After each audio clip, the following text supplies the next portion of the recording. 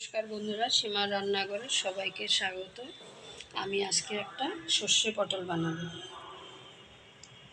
পোস্ত পটল দিয়েছি, একদম সর্ষে দেবেন, সাদা সর্ষেটা দিয়ে বানাবো। সাদা সর্ষে, কাঁচা লঙ্কা একসাথে বেটে নেব, কালো জিরা শুকনো লঙ্কা ফোড়নে দেবো। রান্নাটা পুরো সর্ষের তেলে হবে, আর নুন হলুদ মিষ্টি, তাছাড়া আর কোনো মশলা নেই।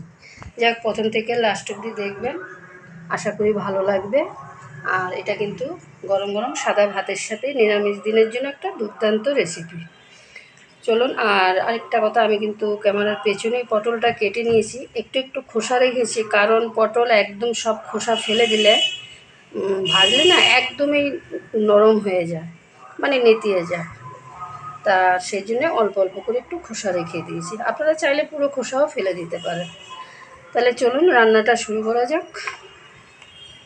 দেখুন, আমি সর্ষে কাঁচা লঙ্কাটা আর সামান্য নুন দিয়ে বেটে নিয়েছি। আপনারা মিক্সচারও করতে পারেন, আমি শিলে বেটে নিয়েছি। আর একটা টমেটো কুচিয়ে নিয়েছি।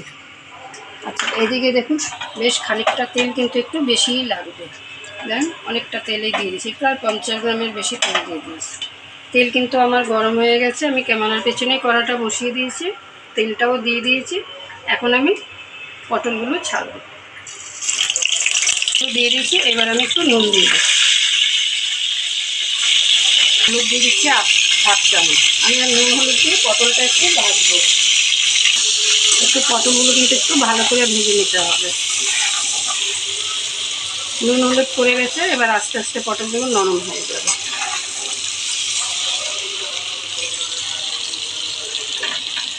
এপিঠটা ভাজা হোক। চলুন, এই এক পিঠ ভাজা হয়ে গেছে, আমি একটু উল্টিয়ে দিচ্ছি। আমি কিন্তু সব পটলগুলো একসাথে দিয়ে দিচ্ছি, আপনারা চাইলে অল্প করেও ভাজতে পারেন।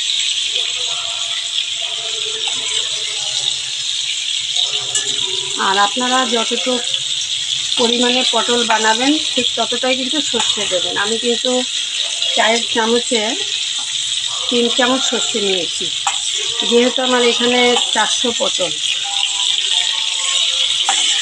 আর ঝালটা আপনাদের স্বাদ অনুযায়ী দেবেন। আমি একটু কাঁচা লঙ্কা সর্ষের সাথে বেটেছি, আর আমি গোটা দিয়ে দেবো 3-4টে।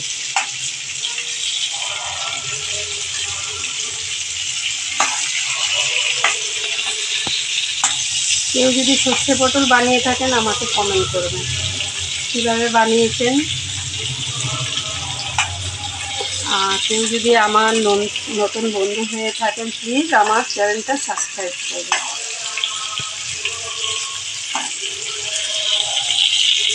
দেখুন, আমার কিন্তু পটলগুলো ভাজা হয়ে গেছে, আমি এখন এক এক করে নামিয়ে নিচ্ছি।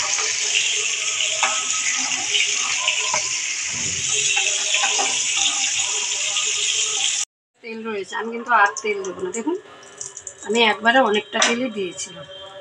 তাহলে আমি ওই তেলে শুকনো লঙ্কা দিয়ে দিচ্ছি,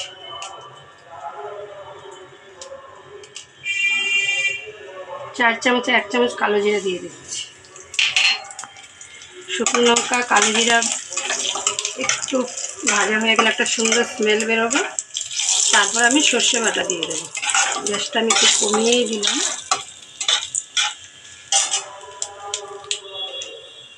আর যে সর্ষেটা বেটে রেখেছি সেটা দিয়ে দিচ্ছি। বাটিটা ধুয়ে আমি একটু জল দিচ্ছি।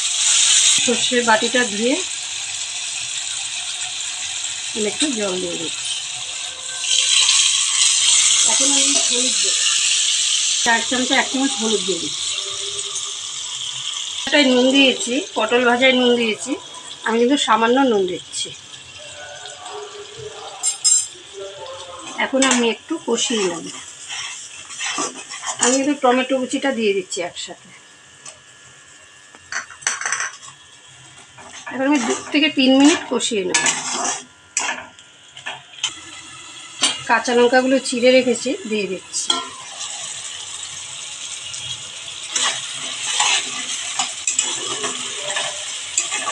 সর্ষে দিয়ে কিন্তু অনেকক্ষণ কষাবেন না।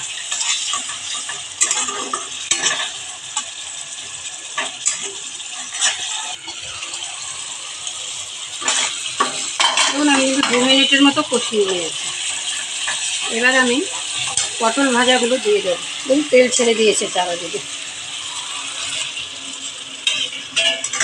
আমি একটু পটলের সাথে সর্ষেটা 1 মিনিটের মতো কষিয়ে নেব।